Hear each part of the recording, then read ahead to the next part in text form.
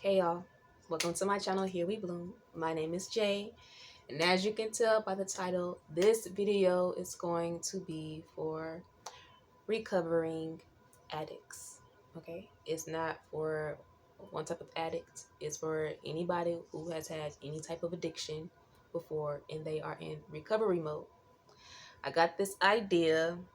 I was watching a Castle episode. You know Castle, the TV show? Crime, true crime. It's not true crime. False crime, fake crime, TV crime, TV drama crime. Anyways, I was watching Castle and I got the idea to do this from one of the episodes. And then last night, I was watching a tarot video. And in the tarot video, the guy was saying something about um, like needing to help someone in my life who is recovering. I don't really have anybody in my life that I know of that's recovering. It's more just so I feel like it was confirmation that I should make the videos. Because I got the idea, then it came up again through somebody else. So I was kind of like, maybe I should. Maybe I should. So I am. And I wouldn't categorize myself as a recovering addict. I would more so categorize myself as a recovered addict. With that being said, I am not a professional, okay? I am not a professional. I am nothing that I'm saying should have any legal binding. It's just from one person, one human being, one person having to live life on this earth and going through addiction to other people who are um, committed to recovering from their addictions. I do believe that I can be a great vessel or source to speak through to other people who are going through what I have been through. And that's what I want to do. Because I know how hard it can be to recover. So, yeah. And I really have faith that anybody who is willing to commit to the journey of recovering can do it.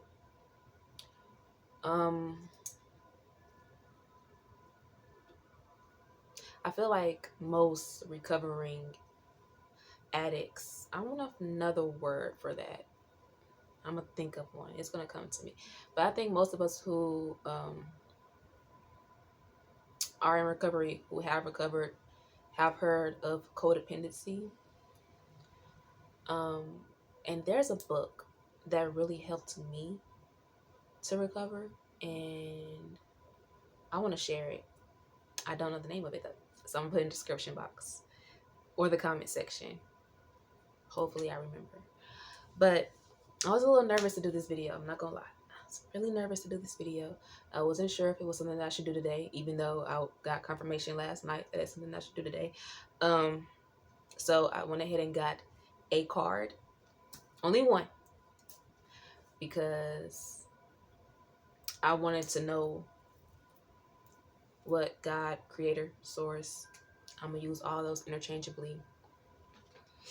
I wanted to know what God wanted, like if I was to do it, like what would come out, like what would we be talking about. And the card I got is the Wheel of Fortune. And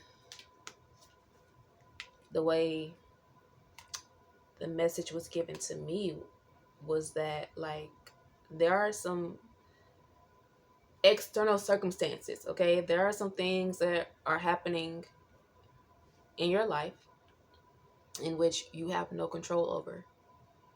And I know I know how I was when I was recovering, or even when I was not recovering, when I was actually in addiction, how I would automatically run to my substance of choice whenever I feel like I didn't have control, because it gave me a sense of control, and it gave me a sense of comfort that even if I didn't have control, I had some form of escape to deal with the fact that I didn't have control.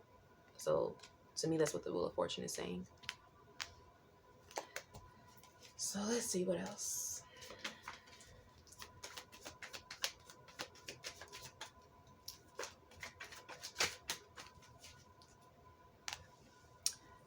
Okay. So the Six of Wands, it came out, and it came out upright, but then it bounced and it went reversed. And I think that's a message in itself, that it's during this time right now in which there are going to be a lot of times in life that can make or break us, but we're in one right now. Like, we are in a time in which you can either be successful or you can be unsuccessful. Doesn't mean that you are a complete failure or that you should completely give up. Doesn't mean that. There are going to be some times, there's going to be some times when we have the strength to move forward and to be successful, and there's going to be times where we just can't find it, or just times where we just don't choose to find it. But I'm obviously going to encourage you to find it. That's why I'm here, to encourage.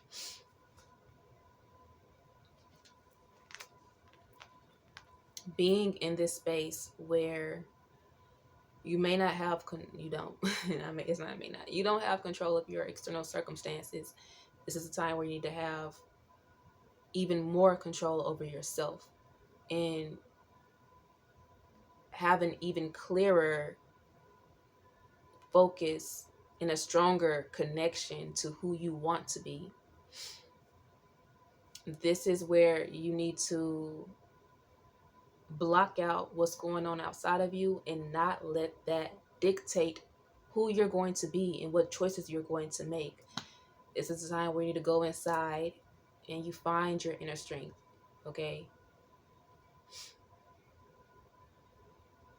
You find your fighter.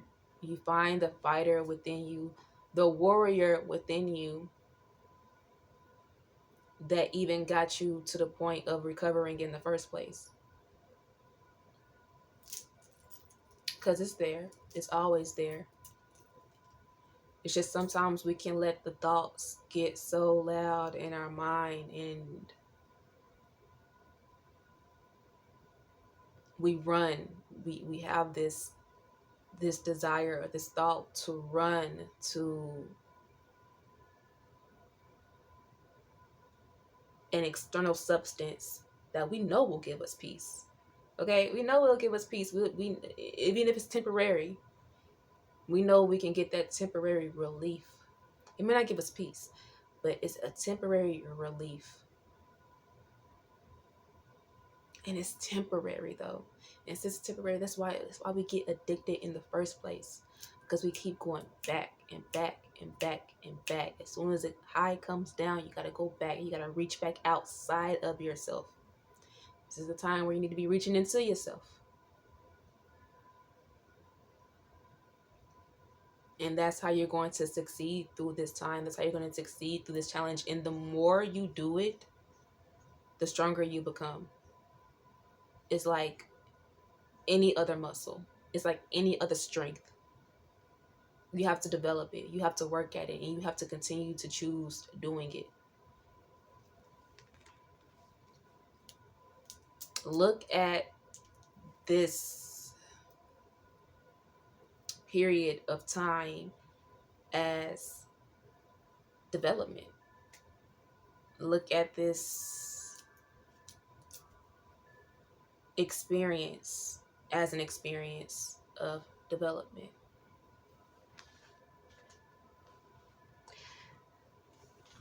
Because sometimes we can feel like, especially when you're recovering,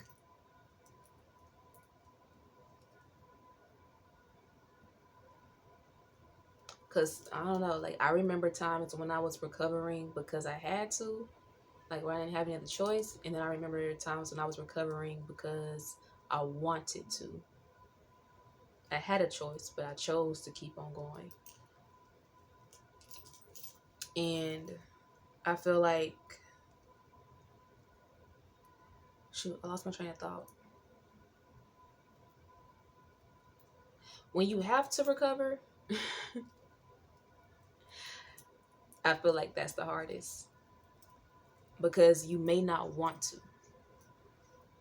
And it's so much easier to give into it and to find that strength and to find that fighter when you want to. But when you have to, you need to, you don't have any other choice but to,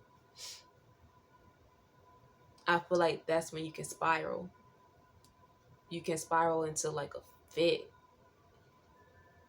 It just gets crazy. It's like instability. It's so much instability in that moment.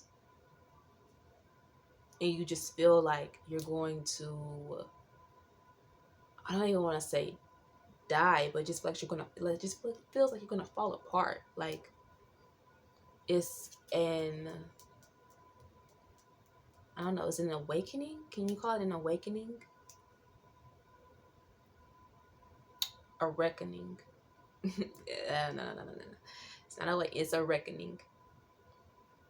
When you have to, you don't have another choice, and you get those jitters. It gets crazy, and it's just instantly. It's a reckoning. It is a reckoning.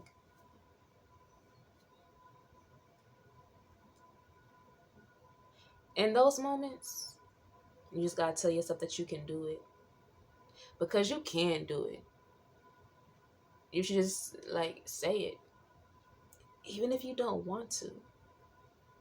You can, but you can though.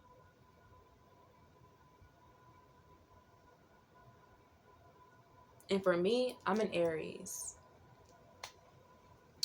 So I'm a natural born warrior. I'm a natural born fighter. And for me, it was just like, okay, well, who is going to be the stronger person? Who's going to be the stronger energy? Who's going to be the stronger entity in this? Is it going to be the entity that's outside of me that I keep running to, or is it going to be me? Because am I going to continue to allow myself to say that this thing outside of me is stronger than I am? That pissed me off. And me being pissed off, knowing that there was something outside of me that had that much power and that much control and that much influence and strength over me, oh no. That's really what got me. I was like, I can't let nothing be stronger than me when it comes to influencing me and making choices for me.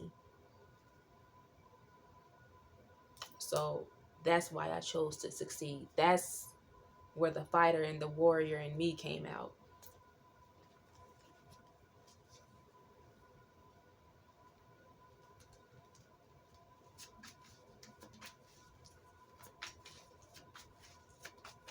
People say you can't get addicted to weed. I do not agree. I do not agree. That was mine, marijuana.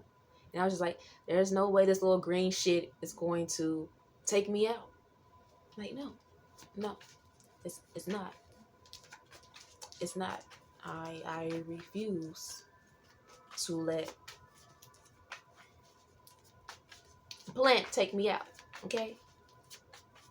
It's a fucking plant. Like, I'm gonna let the plant be stronger than me.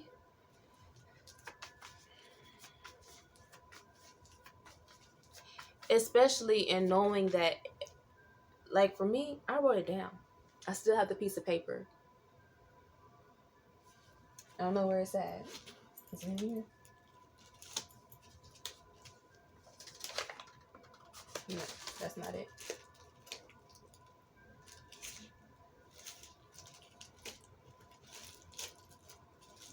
I will find it and I will bring it out next time. But I literally wrote down, I was like, okay, what do I get from this? I wrote down everything that I got from weed. Wrote everything down, like every benefit that it brought me, the strengths that it brought me, everything that I loved about it, I wrote it down. And I decided that I was going to go within myself and find every single thing that weed brought to me within myself. And I did that shit. And do I smoke now? Yeah. But I'm not addicted. If it's gone, it's gone. I couldn't say that about 5-6 years ago, okay? Like, that was not like, if it was gone, okay, well, let me sit down, ignore everything else in my life, and find out a way to get it, because I don't even want to fucking wash the dishes, okay? without finding a way to get what the fuck I want. And then I'll wash the dishes after I get high. But no. Like, no.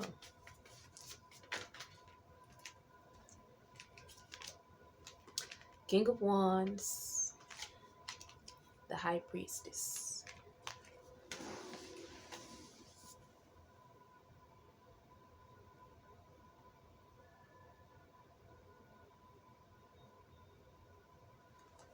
Is it? It can be a subconscious thing. No, yeah, you give power over to it.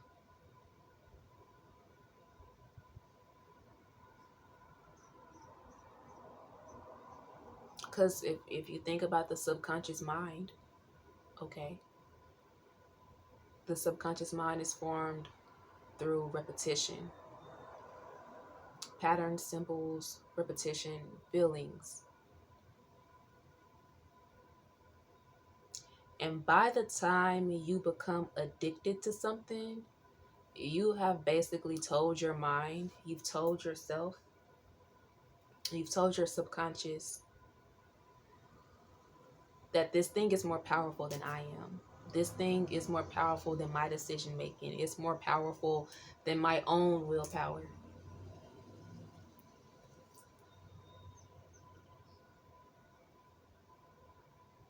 So it really is about taking power from your subconscious mind.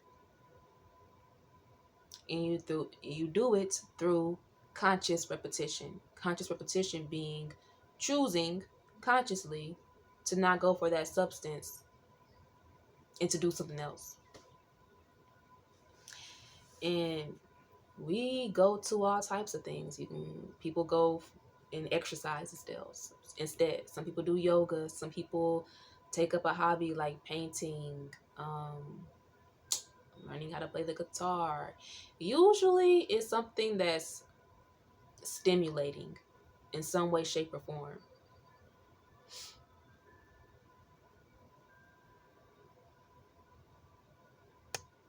But yeah, it's taking power back from your subconscious mind taking power back from your subconscious through consciously choosing your willpower, consciously choosing to strengthen your willpower.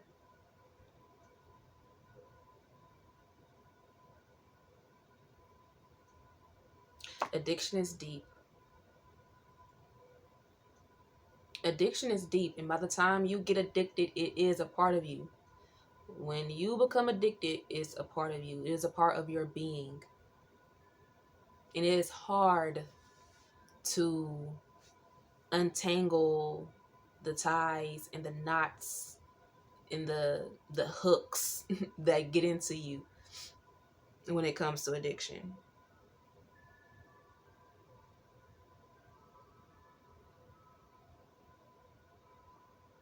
Not only that, you got to face what even pushed you into addiction in the first place.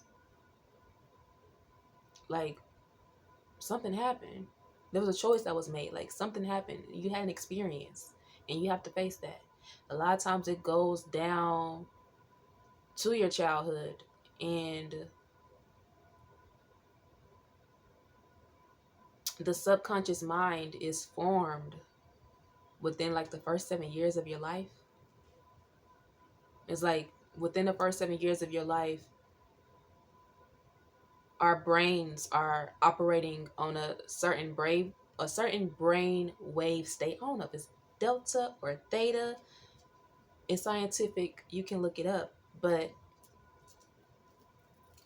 our brains are just recording everything that we're experiencing. And through that data record, we form our perspectives and our viewpoint of the world. And it sticks with us. And not even just that, even going beyond the formation of the subconscious mind down to just the things that get put into it, like traumatic experiences. Traumatic experiences are so deep, they affect us so deeply that they become a part of our subconscious.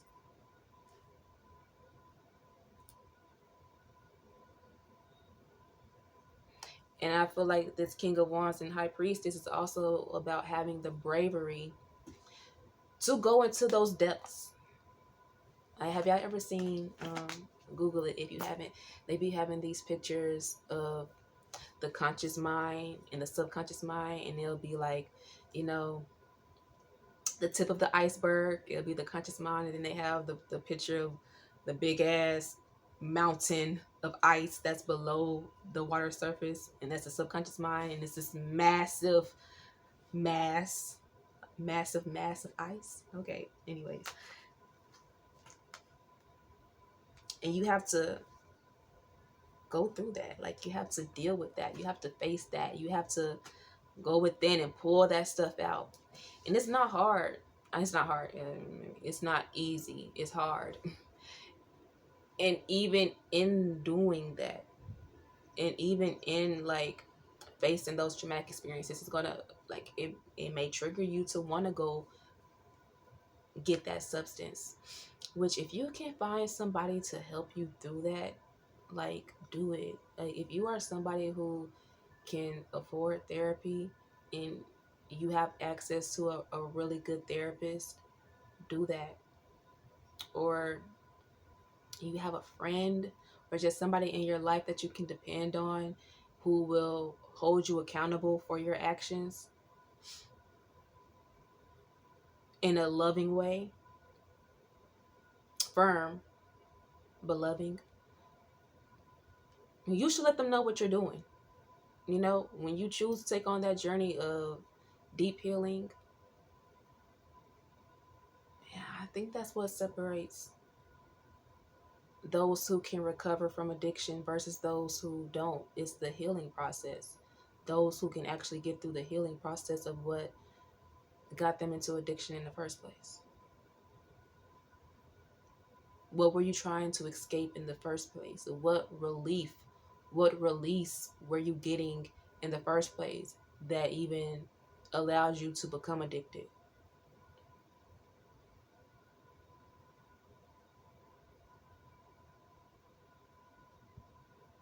And I'm not gonna lie, it takes years. Okay? It takes years. I cannot count. I honestly cannot count how many times I said that I was going to stop smoking. How many times I said that I was going to beat out my addiction. At least 5 or 6, maybe 7.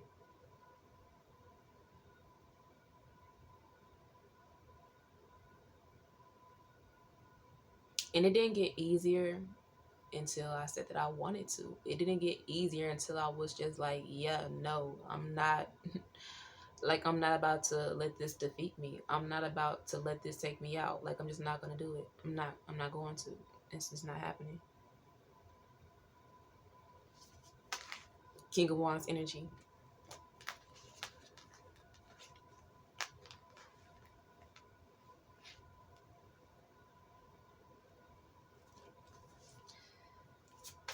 Anything else? Honestly, I feel like the most important piece of this reading, or of this conversation, because I feel like it was more of a conversation. We're using tarot, but I feel like it's more of a conversation. Is understanding that, yes, you are in a place right now where you don't have control. Okay? You do not have control of what's going on around you. And what is going on around you is triggering. It's triggering parts of you, and it is testing your ability to recover. It's testing your ability to use your willpower to overcome. But this is an experience that's supposed to be developing you. It's supposed to be challenging you.